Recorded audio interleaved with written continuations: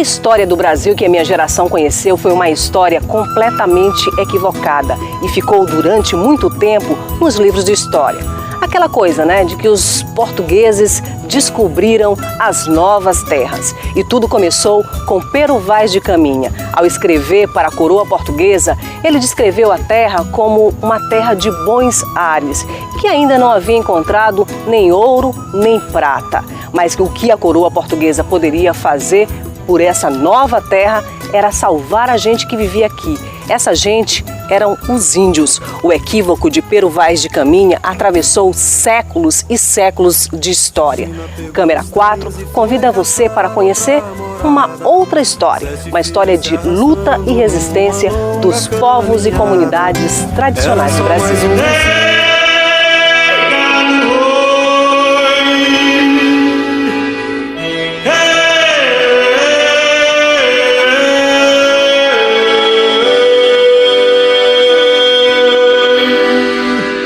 Numa tarde bem tristonha.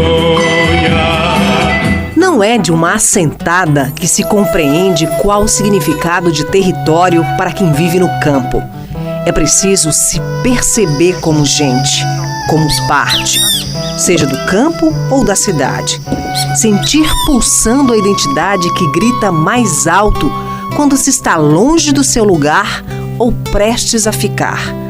Tenho aprendido que território é mais que terra, que lar. É um mais um. Um coletivo que tem vida própria, singularidades, heranças que não se perdem. É algo meio que divino.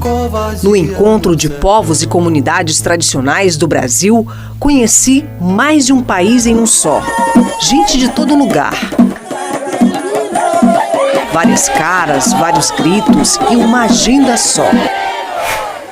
É o mesmo Brasil de seu José da Cruz. A Aldeia Velha é o seu lugar. Reside um quilombo de herança. Tudo o que sabe fazer é lidar com a terra. O território violado deixou destruição e dor.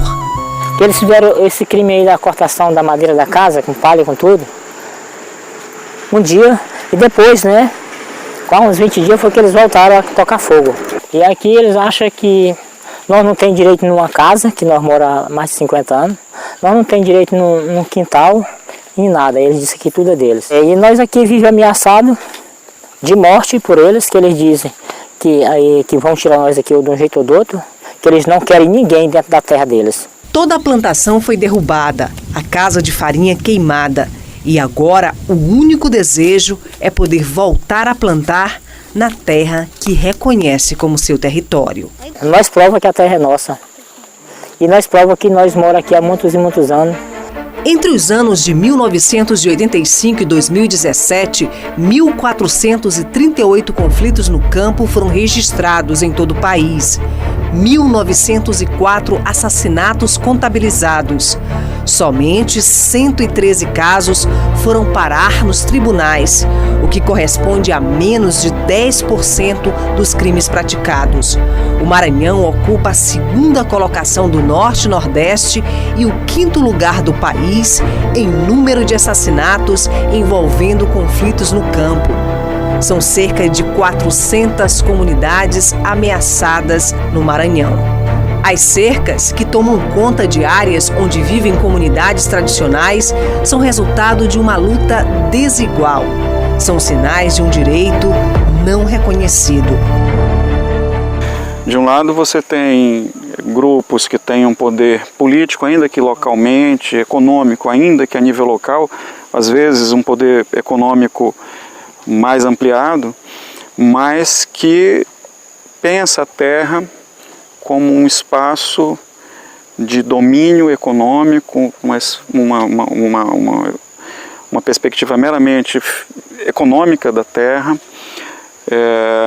e que entendem que são donos não só da terra como coisa, mas das pessoas que vivem nessa terra também entendidas como coisas, que podem ser tratadas de acordo com a vontade pessoas, né?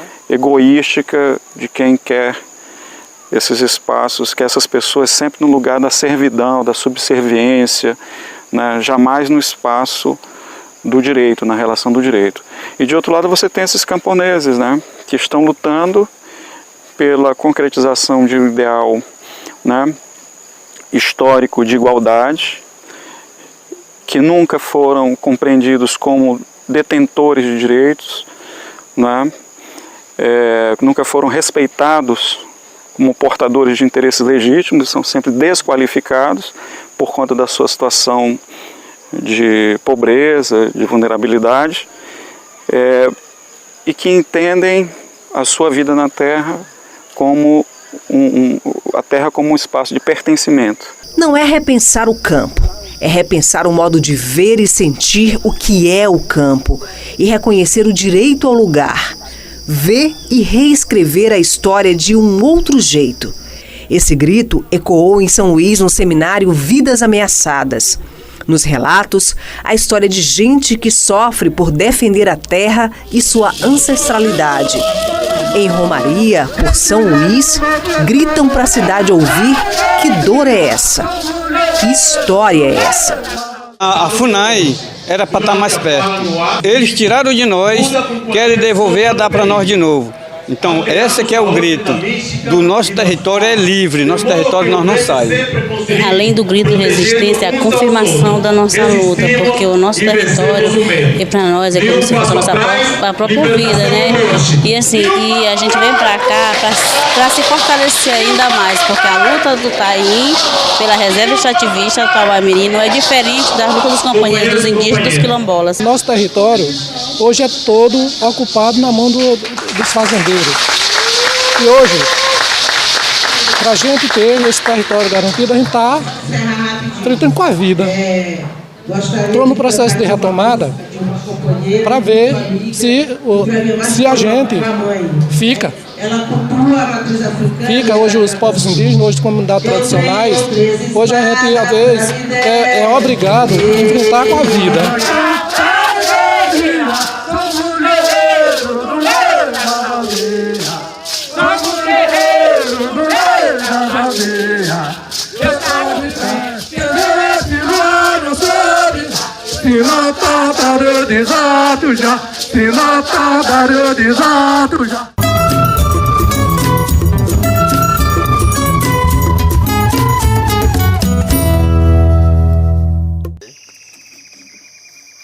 É maneira, é maneira, é maneira de se organizar, é maneira invocar nossos ancestrais para o povo organizar. Viver em comunidade, um mundo novo vai chegar. O canto que parece um lamento conta a história de um conflito nos anos 70 que colocou Monte Alegre para sempre na história. O episódio, conhecido como batismo de sangue, mudou o destino de famílias que tinham encontrado a sua terra prometida, a sua Canaã. A terra fértil, né? Produz de tudo que se planta aqui. Já tem o leite, não vamos tomar o leite daqui a pouco aqui, José, né? E se criar abelha aqui dá o mel fabuloso, porque tem muitas flores, tem uma vegetação adequada para criar abelha, né? Então ela é uma terra riquíssima, né? É a fonte de riqueza essa terra. No dia que aconteceu, nós estávamos nessa reunião do polo sindical. E já facilitou, quando correu a notícia lá, a gente já combinou de vir todo mundo para cá, né? Então foi uma coisa muito... Todo mundo sem medo de fazer nada. Sem medo de fazer nada. Aí trouxeram a juíza aqui, que deu a sentença de liminar de posse de despejo deles, né? Ela chorou, ela ficou emocionada, mas não saiu de dentro do carro. E o pessoal partiu para cima, já foi luta para aquietar o pessoal, né? Já foi luta para aquietar o pessoal. E ela retirou a liminar, né? Cancelou. Foi uma vitória, né? Foi uma vitória, né? Aí foi reconstruir as casas. Aí fizemos barracões, aí o pessoal se acomodou dentro, aí depois foi cada um fazer sua casinha. Seu Zezinho, apelido carinhoso adquirido na luta, foi testemunha das dores de Monte Alegre e aprendeu que a terra coletiva, legado dos antepassados, continua sendo hoje a saída para garantir a paz no campo. Uma coisa que no futuro as novas gerações, ela não ia nascer sem terra, né? E a outra coisa evitava, por exemplo, a pessoa estava desgostosa ali, ia embora, caçar emprego lá fora, Passava 2, 3 anos, voltava, mas quando ele voltava, tinha terra para ele trabalhar novamente. Se fosse coletivo. Se fosse coletivo. E se fosse individual, ele vendia quando voltasse. Se ele voltasse, não tinha mais a terra para trabalhar. A luta faz amigos, faz irmãos. José Pereira, seu Cassiano, e José Ferreira, seu Zezinho. Não há quem duvide dessa amizade, e eu fui testemunha. No terreiro da casa de seu Cassiano, em Monte Alegre, ouvi histórias lindas, lições que vou guardar para a vida toda. Foi um privilégio conviver com esses dois. Quem é seu Cassiano? Ah, minha gente, um câmera 4 só não dá para contar. Filho de quebradeira de coco, quilombola, mestre de tambor, líder camponês, um articulador do movimento no campo. Da minha idade é difícil ter uma pessoa aqui que não foram criado com a força do babaçu, eles quebrando o babaçu para vender, para comprar alimentação, comprar as coisas, né? Aí eu não era muito quebradorzão de babaçu, não sabe? Eu quebrava pouco. Tinha deles que quebrava 10 quilos, quebrava 8 quilos. E eu nem 5 quilos não quebrava, botando muita força eu quebrava 4 quilos. Mas com 8 anos aí eu peguei trabalhando na roça. Com 8 anos, para ajudar a minha mãe que ela sofria muito. Em 77 já começou a gente se envolver, foi quando surgiu o sindicato, assim, aí tem um delegado regional que diz, é bom, tem o sindicato que vem para proteger o trabalhador, para ter segurança na terra, e aí é bom você ser associado. Aí a gente se associou, aí tinha reunião, aí a gente pegou participando junto com eles. É um arquivo vivo da história desse lugar. O velho Jósimo que disse que era dono dessa terra e que não era, a gente já sabia da história de onde vinha, dos 12 pretos que tinha comprado aqui, inclusive a minha bisavó era umas que estavam encaixadas dentro desse grupo. E aí, mas aí a gente soube que eles iam vender essa terra. Aí ele contratou a polícia de Livramento. No Livramento nesse tempo era um local da polícia. Aí comprou a polícia lá do coronel. Aí vieram, juntou já alguns trabalhadores dele. Aí entraram. Aí entraram botando fogo nas casas mesmo. Botando fogo e tinha coco quebrado que tinha, faca de cozinha, tudo, eles pegavam da gente espingarda e levavam.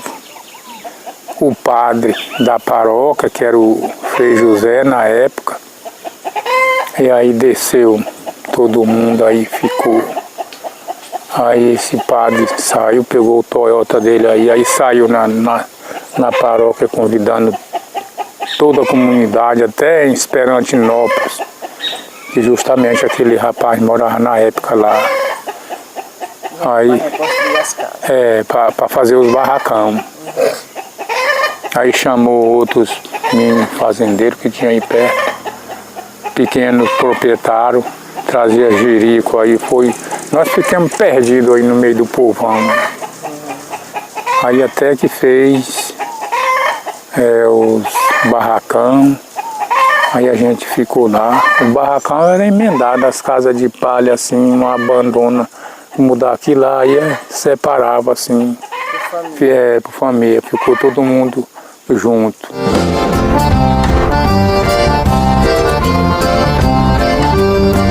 Terra protegida pelo que a luta deixou e que gera todos os dias. Monte Alegre tem suas encantarias. Um filho da terra, Dadinho, nos leva para conhecer o lugar sagrado. A canoa está no posto, quem mandou mas fui eu. Dei um laço na corrente, ao redor do mundo inteiro, a canoa virou. Protegida pela mata, a Grande Pedra é território sagrado há gerações. Nos aventuramos para conhecer. O negócio não é fácil. É claro, pedindo autorização para entrar. Dadinho conhece o caminho e nos guia. Olha só, Monte Alegre tem a Pedra da Encantaria e a gente não podia deixar de vir conhecer essa pedra. Só que no meio do caminho a gente se deparou com uma cerca. Havia uma cerca no meio do caminho. Ela não estava aqui antes.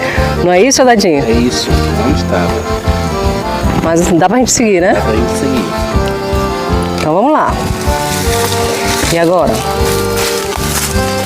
Ah, tu quer pegadinha, né? Ai, Jesus.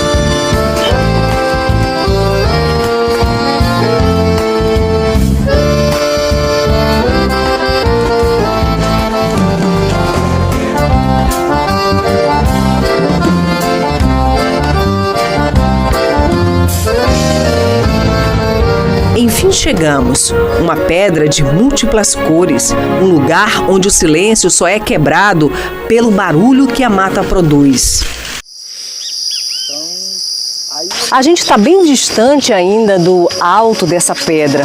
Nós conseguimos chegar até esse ponto, um lugar conhecido como Pedreira do Pedro Silva. Segundo a lenda, Pedro Silva foi um camponês que roçava por essas bandas e teria sido castigado pelas entidades porque tocava fogo em lugar sagrado. Mas de fato esse lugar aqui é um lugar onde os negros do quilombo de Monte Alegre vêm prestar suas oferendas às suas encantarias. Só que depois de 2013, a visita por aqui diminuiu muito. É que as cercas não deixam mais.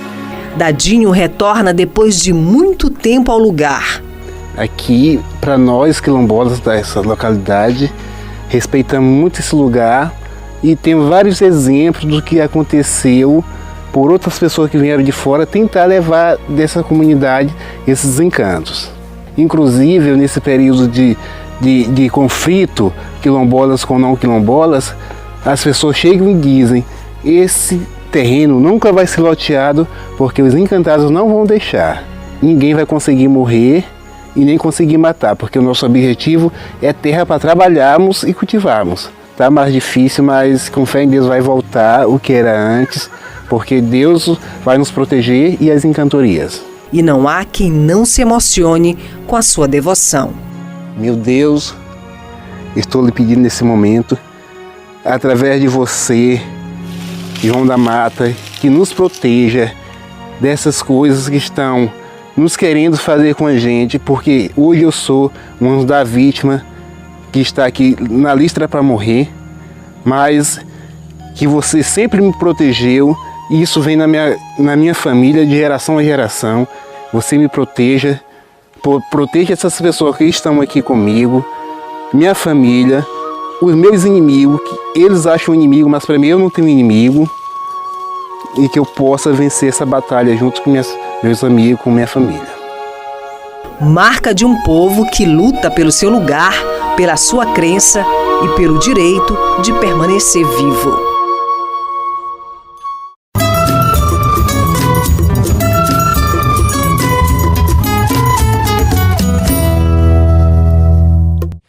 Porque alguém antes de mim resistiu, porque alguém antes de mim insistiu, porque alguém antes de mim foi lá fazer o que, gente?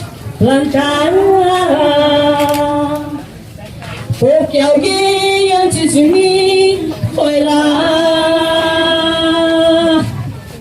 plantar.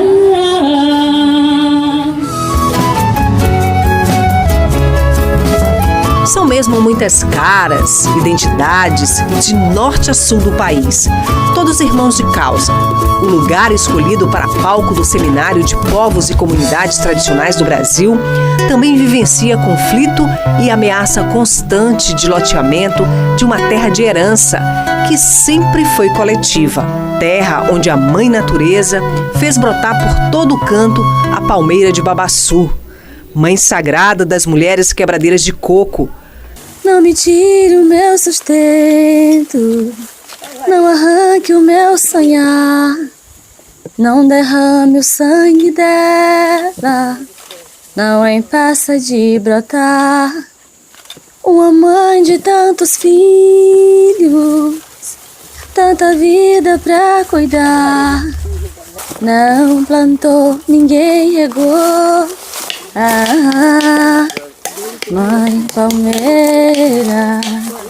Cercas, algumas elétricas, ameaçam a sobrevivência de um modo de viver e de se relacionar com a natureza. Aqui está muito difícil, porque nós se considera como quilombola, né? Aí tem as pessoas que não se consideram como quilombola. São negros como nós, mas não se consideram. Aí eles querem o loteamento daqui da comunidade. Aí onde ele já tem cercado o local, que está cercado, ele não quer para nós entrar para juntar o coco. Às vezes eu entro, eles falam, não vou deixar mais não. Mas as palmeiras foi Deus que deixou, né?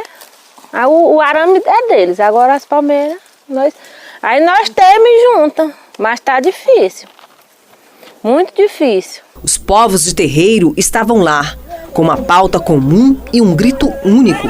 Um grito de 3.800 povos de terreiro e de diversas etnias.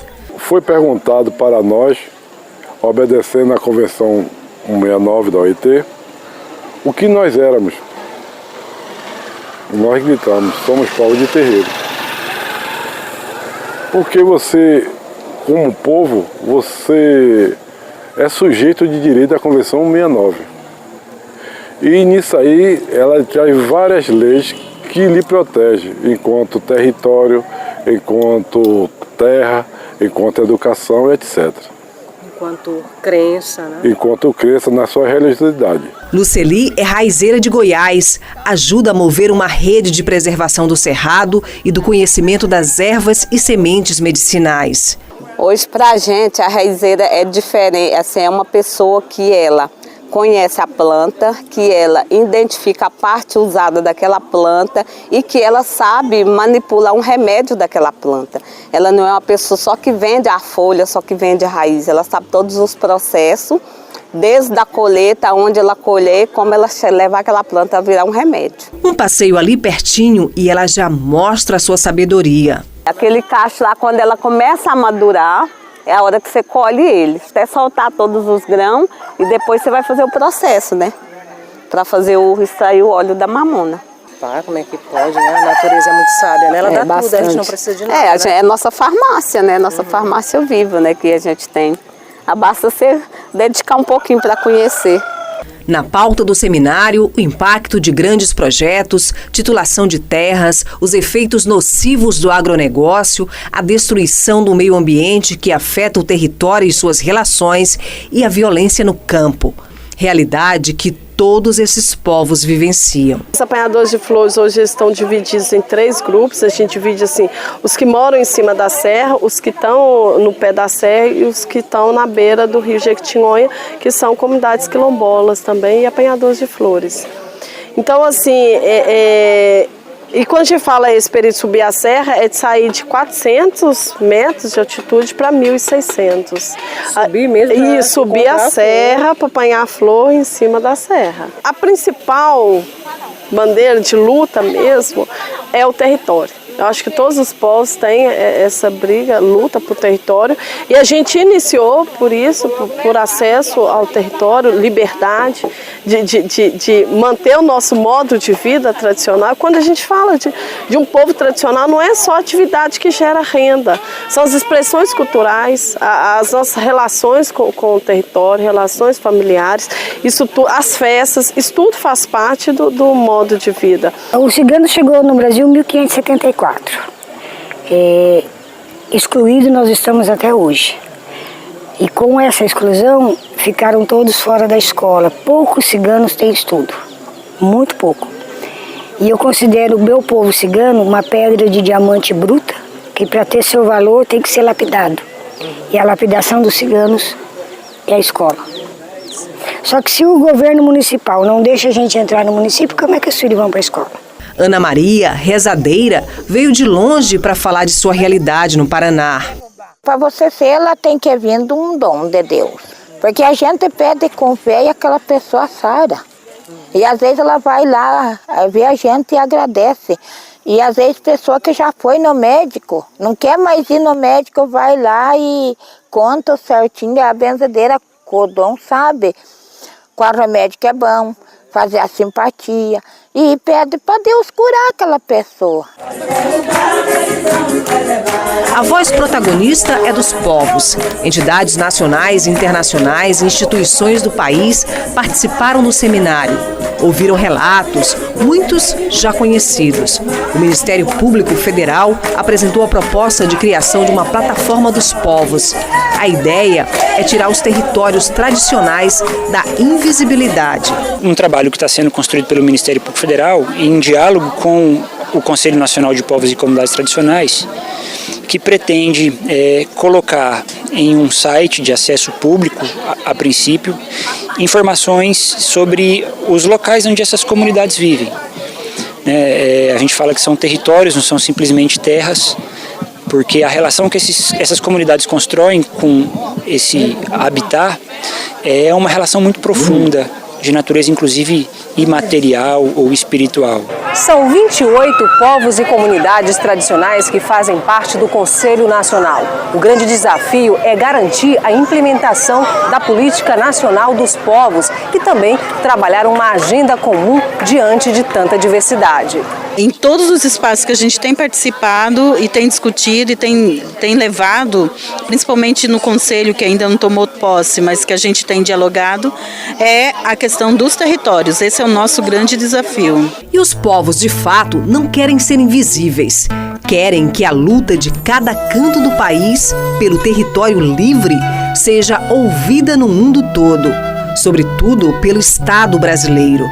É a luta de seu Cassiano, seu Zezinho, de Dona Ana Maria, da cigana Mauranei, de Dona Digé e de todos aqueles que ajudam a reescrever, todos os dias, a real história do Brasil e dos brasileiros. É uma luta comum de povos e comunidades tradicionais que assumiu para si a sua identidade e de viver assim, num coletivo unificado, lutando por terra e território, independente do lugar que a gente esteja. Território, para a gente, é o lugar aonde a gente quer nascer, viver, crescer, germinar e parir. Covardia no sertão.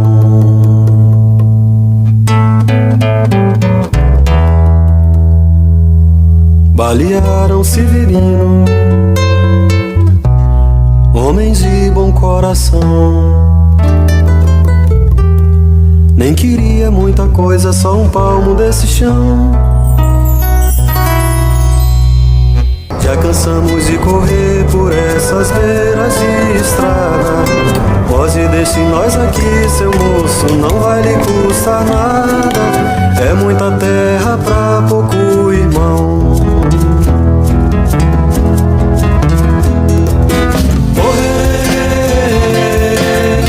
Mas continua essa batalha.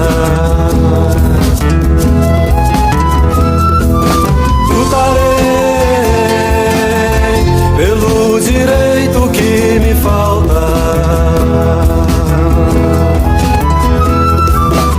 Arregaço o trigo.